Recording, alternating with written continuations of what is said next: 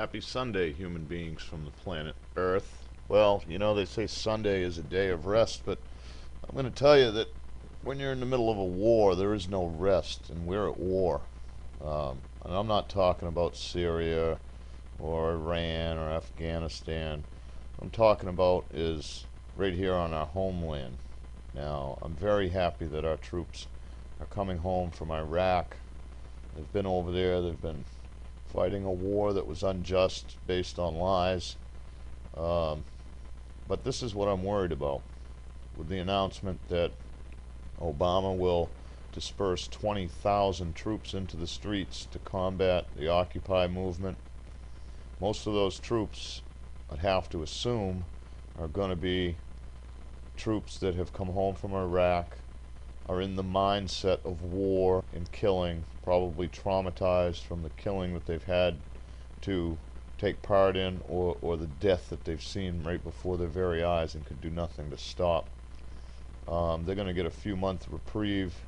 Now this NDAA bill, although they've put most of the sheep back to sleep with the wordplay, it still does allow for American citizens to be arrested with any link to any Al-Qaeda or similar group. And any group that is against the U.S. government, I mean, you and me, we don't agree with what's going on. So we are similar to Al-Qaeda. So, and with all these protests now, by definition, Obama has the power and the basis to enact martial law. Okay, think about this as well. We're getting closer and closer to bringing Obama's lies to the court system.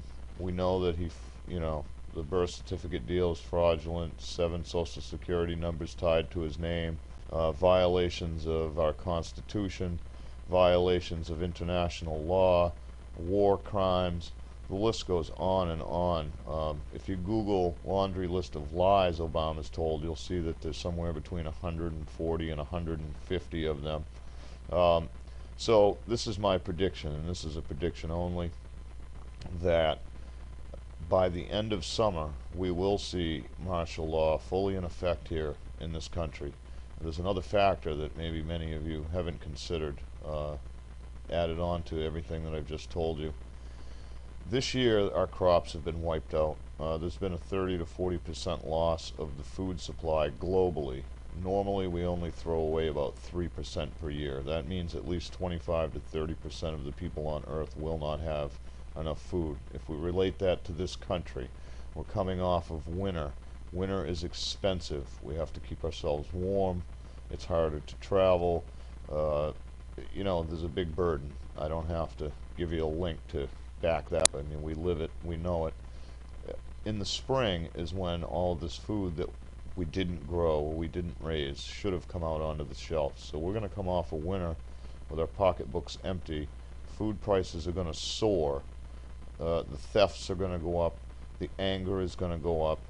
And we're going to be closer to frying Obama's ass. We're going to have troops that are really, honestly, not to put our troops down, because God love them. They thought they were doing the right thing. And I don't want this to be twisted, but they're mentally incapacitated now. They're not fully the way they were when they went to Iraq. And I know that because I have friends that have gone there and they've come back and they don't mind killing anymore. They're going to be turned loose on our streets.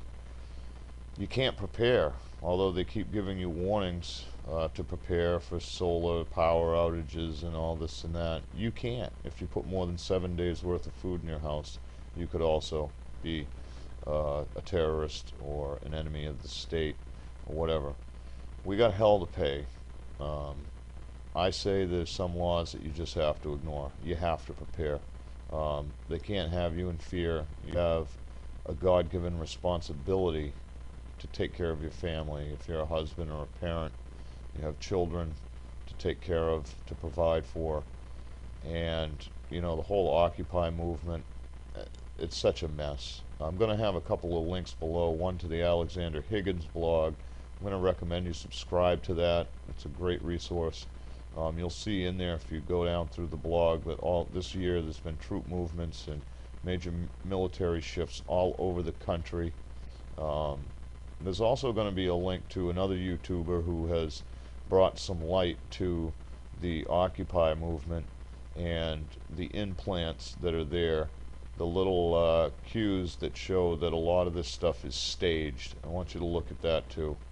And then I want you to find any space that's available in your home and start putting away food. I'm not going to tell you to stock up guns because that's a fool's errand. If it gets that bad that the military are at your house, you're not going to defeat them because you got a few guns put away and a few boxes of shells. You're just not going to do it. For any that has the ability to move to a remote location where you can tap into clean water resources, where you can possibly grow food, where you can chop wood for heat.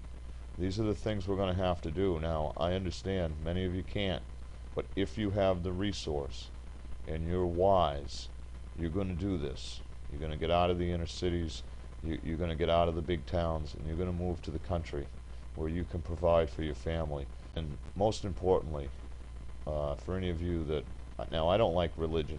Religion is just equal to war and killing as far as I'm concerned.